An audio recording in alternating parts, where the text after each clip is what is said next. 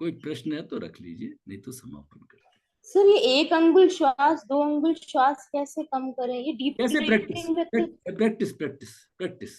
ऐसे सर होगा। Deep breathing में तो डीप ब्रीदिंग का सर डीप मतलब ब्रीथिंग में सर उसमें तो अब ज्यादा अंगुल श्वास। नहीं आते हैं ना, यही तो कह रहा हूँ, आप सही समझिए। डीप ब्रीदिंग आप किसको कहते हैं? ये डीप ब्रीदिंग नहीं है। आप आराम से बैठे,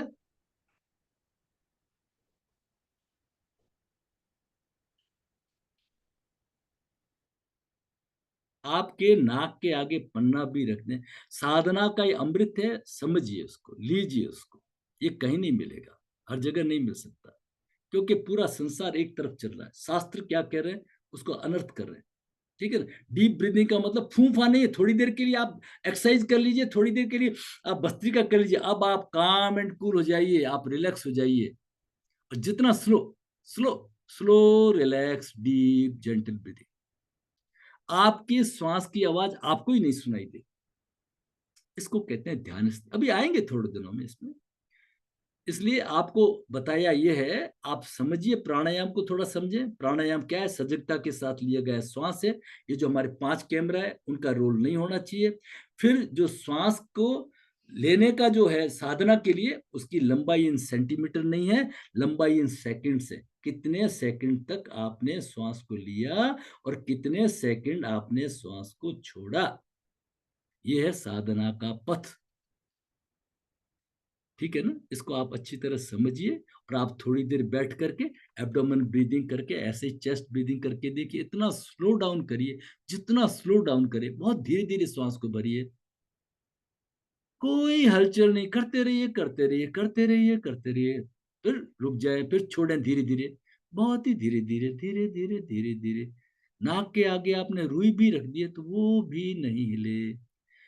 आप एब्डोमेन ब्रीदिंग करिए, सभी लोग मिलकर के एब्डोमेन ब्रीदिंग करिए। श्वास को भरते हुए हल्के से, बिना किसी तनाव के, बिना किसी फटफटा के, बहुत धीरे धीरे, बहुत ही धीरे धीरे श्वास को भरिए। अब धीरे धीरे छोड़िए, सहज छोड़िए, तनाव नहीं देना है।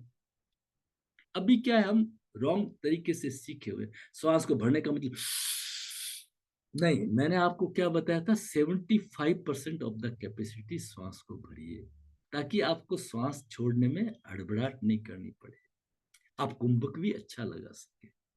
धीरे धीरे इन फंडा को क्लियर करिए, जो कुछ चीजें बनी हुई उसको मिटाइए और नई चीजें ग्रहण करिए। और कोई प्रश्न है तो रखिए, नहीं तो मैं समापन करता हूँ। मॉर्निंग के अंदर प्रैक्टिकल करेंगे कुछ। दिग्विजय बोल लीजिए। दिग्विजय, आपका कोई प्रश्न है तो रख लीजिए। कोई प्रश्न नहीं है सर। अच्छा ठीक हो अच्छा गया। लगा आज का। रेजन, और किसी का कोई प्रश्न हो? देखिए, ये ज्ञान के सागर के मोती है, ये कण है, ये सही ज्ञान है। इसको आपका शिव शास्त्र कहता है, शिव सरोदय कहता है। आपको बुक दी हुई है, आज आप उठा करके 2 to 1 से लेके 2 to 7 तक श्लोक को देख लेना। उसका जी हिंदी देखा था मैंने, मैं वापस देखूंगा सर। ठीक है, ओके, चलिए, हरिओम। हरिओम। और कोई प्रश्न है तो रख सकते हैं, प्रश्न है तो रख सकते गुरुजी, हैं। हाँ बोलिए सर, बोलिए, वेलकम। भ्रामरी के अंदर माँ का उच्चारण ज्यादा इम्पोर्टेंट है, या जो आपने कहा था जो 4 उंगलियां हैं उनको, जैसे जो साइनस पॉइंट आपने बताए थे उस पे प्रेस करना, कौन सा? दोनों है? दोनों। वापस समझिए सर, वापस समझिए।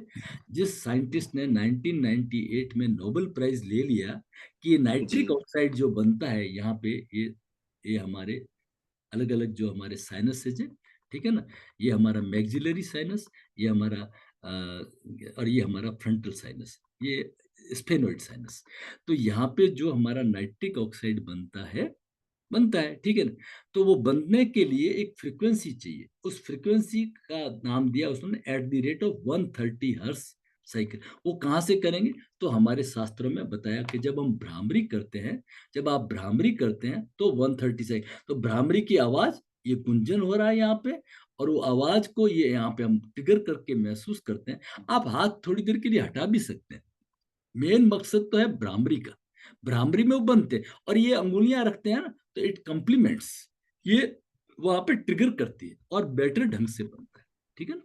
तो जी बस यही था, क्योंकि कुछ जो योगा गुरु है वो कानों में उंगलियां डलवा के करते हैं, करिए और ये साइनस पॉइंट। करिए सर, अच्छा। बहुत जरूरी है, वो अच्छा स्टेप है। पहले आपने ऐसे ही भ्रामरी कर लिया,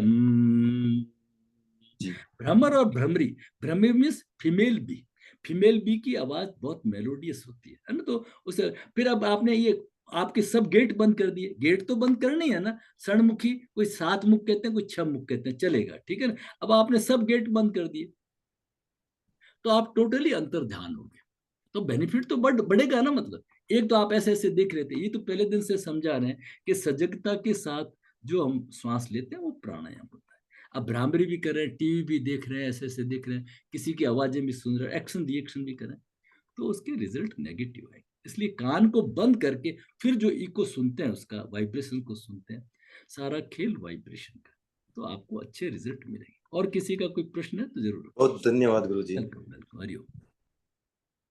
नहीं तो फिर मैं अब समापन करता हूँ। मेरा निवेदन ये रहेगा कि आप पढ़िए, वीडियो देखिए, क्लास को अटेंड करिए, क्लास में अटेंटिव रहिए, और जितना जितना आप समसामयिक सवाल पूछेंगे, वैसे सब प्रश्न पूछिए। तो पूछिए कब, जब आपका एक सेशन पूरा हो जाए, क्वेश्चन एंड आंसर सेशन हो, तब उसमें पूछेंगे। उसमें पूछेंगे तो वो जो फ्लो है वो डिस्टर्ब नहीं होगा, और समसामयिक होगा, प्रेजेंट होगा क्वेश्चन अभी जो डिस्कस किया है, तब उसकी मजेदारी अलग है। आप कोई 4 दिन पुराना पूछेंगे तो फिर वो आगे पीछे होता है, इसका मतलब ये है कि उस समय आप अटेंटिव थे नहीं, ठीक है। एनीवे फिर भी पूछ सकते हैं आप, और व्हाट्सएप करेंगे ताकि आपके कोई डाउट नहीं रहे, ठीक है। हरिओम।